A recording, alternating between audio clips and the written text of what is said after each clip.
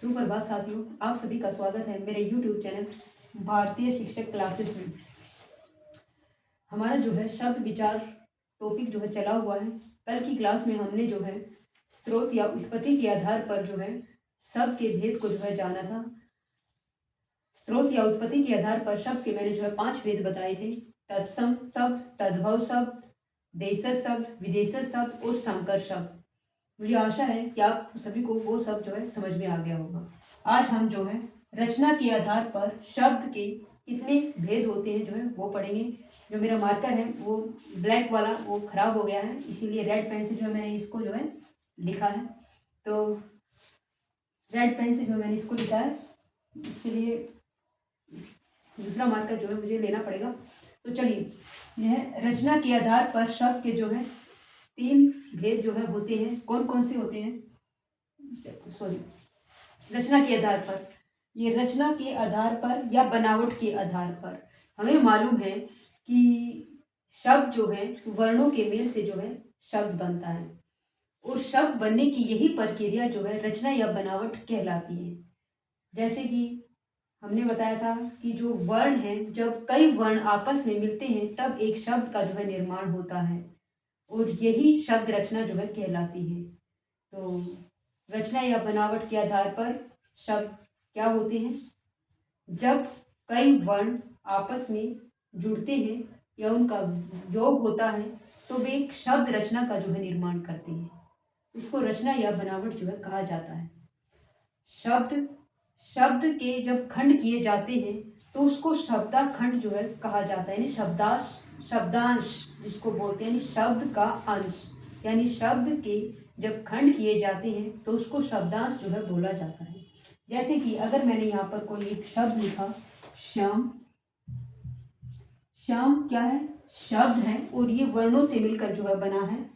और जब इसका मैंने जब खंड किया तो ये हुआ शा जमा म। ये मैंने इसको जो है इसका खंड किया, तो ये जो है शब्द के अंश है, ये भी अंश है और ये भी अंश, यानी शब्द के 2 खंड बन गए, श प्लस में।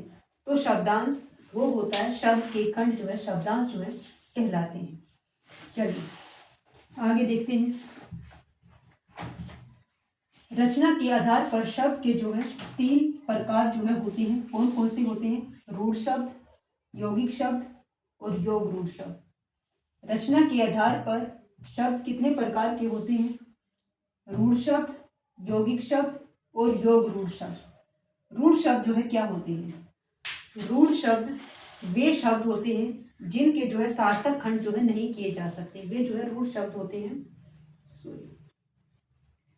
रूढ़ शब्द कौन से होते हैं? जिनके सार्थक खंड नहीं किए जा सकते, उनको जो है रूढ़ शब्द जो है बोला जाता है। सार्थक खंड यानी किसी शब्द के, जैसे कि मैंने एक शब्द लिखा यहाँ पर राम लिखा मैंने, और राम शब्द का जब मैंने खंड किया रा प्लस में म, 2 खंड किए हैं। इस रा का कोई अर्थ हमें नहीं मिलता और इस माँ का भी जो है कोई अर्थ हमें जो है नहीं मिलता। तो रा प्लस माँ इनके जब खंड किए गए तो हमें कोई सार्थक अर्थ जो है नहीं मिला। जब सार्थक अर्थ नहीं मिलता तो वे जो है रूढ़ शब्द जो है कहलाते हैं। क्या कहा? वे शब्द जिनके सार्थक खंड नहीं किए जा सकते, यानी उस शब्द का जब हम खंडन कर देते हैं और उसका अर्थ निकालते हैं और उसका जब कोई अर्थ नहीं निकलता तो वो रूढ़ शब्द जो है कहलाता है। और जैसे मैंने लिखा हाथ, हाथ लिखा, इस शब्द के आप खंड कर दीजिए, कर दो, हा प्लस में था, योग था। इस हा का कोई अर्थ नहीं निकलता, उस थ का भी कोई अर्थ नहीं निकलता। यानी जिस शब्द का कोई सार्थक खंड करने पर कोई अर्थ ना निकले उसको जो है रूढ़ शब्द जो है कहा जाता है। आई थिंक आपको समझ में आ गया होगा। तो रूढ़ शब्द क्या होती है? वे शब्द जिनका खंडन करने पर कोई सार्थक अर्थ जो है नहीं निकलता, उनको जो है योग रूढ़ शब्द जो है कहा जाता है। ठीक है, फिर आता है यौगिक शब्द। यौगिक शब्द जो है 2 या 2 से अधिक शब्दों के मेल से जो है बनते हैं, वे क्या कहलाते हैं? यौगिक शब्द जो है कहलाते हैं। यौगिक शब्द कौन से होते हैं? जब दो या दो से अधिक शब्दों का मेल होता है और वे जो है यौगिक शब्द कहलाते हैं। और जो भी दो शब्द होते हैं जब उनका आपस में खंडन किया जाता है तो उनका एक सार्थक अर्थ जो है निकलता है, दोनों खंडों का जो है सार्थक अर्थ निकलता है, वे जो है यौगिक शब्द कहलाते हैं। उदाहरण से समझते हैं, जैसे कि मैंने यहाँ पर लिखा विद्या, विद्यालय, मैंने ये जो है एक शब्द यहाँ पर लिखा है और जब इसका खंडन किए करते हैं तो हमें मिलता है विद्या जमा आल्य, विद्या जमा आल्य। यानी इस शब्द के हमने दो खंड कर दिए हैं। विद्या का शब्द है, इसका भी अपना एक अर्थ है विद्या, और आल्य का भी अपना एक अर्थ है घर, भवन। यानी विद्या का आल्य, यानी विद्या का भी सार्थक अर्थ हमें मिल रहा है और आल्य का भी हमें सार्थक अर्थ मिल रहा है। तो ये हमारा जो है यौगिक शब्द हो गया। तो यौगिक शब्द कौन से होते हैं?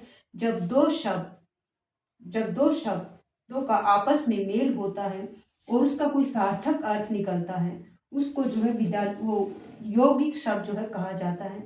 खंडन करने पर हमें जो है सार्थक अर्थ विद्या का भी मिला और आल्य का भी मिला। यानी खंडन करने पर दोनों का सार्थक अर्थ जो मिलता है वही जो है यौगिक शब्द जो है कहलाता है। आई थिंक आपको यौगिक शब्द समझ में आ गया होगा। वे शब्द जो दो या दो से अधिक शब्दों के मेल से बनते हैं और खंडन करने पर, और उस शब्द के खंडन करने पर दोनों खंडों के जो है हमें अर्थ मिलते हैं, उसको जो है यौगिक शब्द जो है कहा जाता है। एक और उदाहरण से हम इसको समझ लेते हैं, जैसे कि डाकघर, डाकघर एक शब्द है, तो इसको अगर खंडन करते हैं डाक प्लस में घर, तो वही है, डाक का भी अपना एक अर्थ है और घर का भी अपना एक अर्थ है खंडन करने पर। तो ये हमारे जो है यौगिक शब्द हैं जो या दो से अधिक शब्दों के मेल से बनते हैं और खंडन करने पर उनका जो एक सार्थक अर्थ जो है निकलता है, वे हमारे जो है यौगिक शब्द जो है कहलाते हैं। फिर आता है योग रूढ़ शब्द। योग रूढ़ शब्द जो है वे शब्द जो योग रूप में होते हैं लेकिन उनका जो अर्थ होता है वो रूढ़ हो जाता है, यानी निश्चित अर्थ जो है उसका हो जाता है। दोबारा से सुनिए, योग रूढ़ शब्द वे शब्द होते हैं जो यौगिक रूप से तो बनते हैं लेकिन वे रूढ़ हो जाते हैं, यानी उनका एक निश्चित जो है अर्थ जो है निकलता है। जैसे कि मैंने कहा पंकज, अब पंकज से हमारे दिमाग में कमल का फूल जो है आता है। अब पंकज, पंकज, पंख होता है कीचड़ और जय होता है जन्म लेने वाला, यानी कीचड़ में जन्म लेने वाला। तो कीचड़ में जन्म लेने वाला, इसका एक निश्चित एक अर्थ हो गया, वो है कमल। तो कमल क्या है? कीचड़ में जन्म लेने वाला। पंकज यानी कमल, तो उसमें जो शब्द था वो रूढ़ हो जाता है। इसमें जो शब्द है जो पंकज है वो रूढ़ हो जाता है, क्योंकि पंख कीचड़ में जन्म लेने वाला, तो हमारे दिमाग में कमल जो है आता है, वो योग रूढ़ शब्द है जिसका यौगिक रूप तो है लेकिन उसका एक निश्चित अर्थ भी है। कीचड़ में जन्म लेने वाला कौन? कमल, उसका एक निश्चित अर्थ है, तो वो योग रूढ़ शब्द जो है कहलाता है। चलिए फिर पढ़ते हैं, प्रयोग के आधार पर शब्द के दो भेद होते हैं। रचना के आधार पर 3 भेद होते हैं और प्रयोग के आधार पर शब्द के जो है 2 भेद होते हैं। एक होता है विकारी शब्द, दूसरा होता है अविकारी शब्द। एक होता है विकारी शब्द, दूसरा है अविकारी शब्द। विकारी शब्द, विकारी शब्द वे शब्द होते हैं जिन शब्दों पर लिंग, वचन, कारक और पुरुष आदि का प्रभाव पड़ता है, उसको जो है विकारी शब्द कहते हैं। दोबारा सुनिए, विकारी शब्द वे शब्द होते हैं जिन शब्दों पर लिंग, वचन, कारक और पुरुष आदि का जो है प्रभाव पड़ता है, उसको जो है विकारी शब्द कहते हैं। विकारी मतलब परिवर्तन, यानी किसी शब्द पर लिंग, वचन, कारक आदि का जब प्रभाव पड़ता है तो उसमें जो है परिवर्तन जो है आ जाता है, उसे जो है उस शब्द में परिवर्तन आ जाता है, तो उसे जो है विकारी शब्द जो है कहा जाता है। विकारी शब्द कौन कौन से होते हैं? विकारी शब्द संज्ञा, सर्वनाम, विशेषण और क्रिया, ये 4 हैं। यानी विकारी शब्द कितने होते हैं? 4। कौन कौन से होते हैं? संज्ञा, सर्वनाम, विशेषण और क्रिया, ये 4 जो है हमारे विकारी शब्द होते हैं। फिर आता है अविकारी शब्द। अविकारी शब्द कौन से होते हैं? अविकारी शब्द वे होते हैं जिन शब्दों पर लिंग, वचन, कारक, पुरुष आदि का कोई प्रभाव नहीं पड़ता, यानी प्रभाव अगर पड़ता है तो कोई परिवर्तन नहीं होता। विकारी मतलब परिवर्तन, यानी शब्द, जिस शब्द पर लिंग, वचन, कारक, पुरुष आदि का कोई प्रभाव नहीं पड़ता, कोई परिवर्तन नहीं होता, कोई विकार नहीं होता, उसको जो है अविकारी शब्द जो है कहा जाता है। अविकारी शब्द जैसे धीरे धीरे हो गया, है ना। तो बहुत है, देखते हैं कितने अविकारी शब्द भी जो है 4 होते हैं। कौन कौन से हैं? क्रिया विशेषण, संबंध बोधक, समुच्चय बोधक और विस्मय बोधक। यानी अविकारी शब्द भी कितने होते हैं? 4 होते हैं। कौन कौन से होते हैं? क्रिया विशेषण, संबंध बोधक, समुच्चय बोधक और विस्मय बोधक। ये 4 जो है अविकारी शब्द होती हैं। क्रिया विशेषण, क्रिया की विशेषता बताने वाले जो शब्द होते हैं वे क्रिया विशेषण जो है कहलाते हैं। जैसे कि धीरे धीरे, बार बार, जल्दी जल्दी, अब, जब, तक। तो ये हमारे जो है क्रिया विशेषण शब्द होते हैं। संबंध बोधक शब्द, वे शब्द जो हमें संबंध का जो है बोध जो है कराते हैं, वे संबंध बोधक होते हैं। जैसे के बाहर, के द्वारा, के साथ। तो ये संबंध जो है बताते हैं, वे संबंध बोधक जो है होते हैं। फिर आता है समुच्चय बोधक। समुच्चय बोधक वे होते हैं जो वाक्यों में दो शब्दों को जोड़ने का कार्य करते हैं। यानी समुच्चय बोधक वे शब्द होते हैं जो वाक्य को जोड़ने का कार्य करते हैं। जैसे परंतु, इसलिए, अगर, मगर, ये जो है वाक्यों को जोड़ने का जो है कार्य करते हैं। और वाक्य को जोड़ने वाले जो शब्द हैं वे समुच्चय बोधक जो है शब्द कहलाते हैं। फिर आता है विस्मय बोधक। विस्मय बोधक शब्द वे शब्द होते हैं जिसमें हर्ष, आश्चर्य, विषाद आदि भाव प्रकट होते हैं।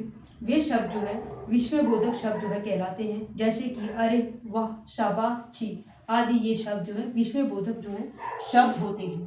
ठीक है, ये हमारा जो है आज का रचना के आधार पर शब्द के प्रकार थे। क्वेश्चन जो है कैसे पूछा जाएगा? रचना के आधार पर शब्द के कौन कौन से जो है भेद होते हैं, तो हमें पता होना चाहिए। रूढ़ शब्द, यौगिक शब्द और योग रूढ़ शब्द। ठीक है। फिर पूछा जाएगा प्रयोग के आधार पर शब्द के कितने भेद होते हैं? प्रयोग के आधार पर शब्द के 2 भेद होते हैं, विकारी शब्द और अविकारी शब्द। विकारी शब्द कौन से होते हैं ये भी हमें पता होना चाहिए। संज्ञा, सर्वनाम, विशेषण और क्रिया।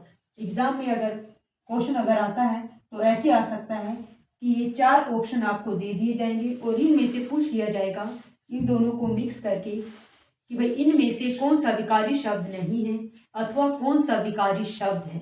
तो हमें विकारी और अविकारी दोनों शब्दों का जो है पता होना चाहिए। अविकारी शब्द क्रिया विशेषण, संबंध बोधक, समुच्चय बोधक और विस्मय बोधक, ये जो हमारे अविकारी शब्द हैं। तो क्वेश्चन ऐसे जरूर बनेगा और आता भी है और ऑप्शन में होंगे। आप बताइए, इनमें से 4 ऑप्शन होंगे और आपको बताना होगा कौन सा विकारी शब्द है, कौन सा अविकारी शब्द है। और हमें तभी बता पाएंगे जब हमें विकारी शब्द और अविकारी शब्द के विषय में जो है जानकारी होगी। तो अब तक हमने जो है स्रोत के आधार पर और रचना के आधार पर जो है शब्द के भेद को जो है पढ़ा है। आज की क्लास जो है यहीं पर जो है समाप्त होती है। आई थिंक, आशा है कि आपको जो है क्लास अच्छी लगी होगी। अगर आपको ये क्लास अच्छी लगी तो प्लीज़ आप जो है इसको लाइक करना, सब्सक्राइब करना और शेयर भी करना और कमेंट भी करना। आज के लिए बस इतना ही। थैंक यू, धन्यवाद।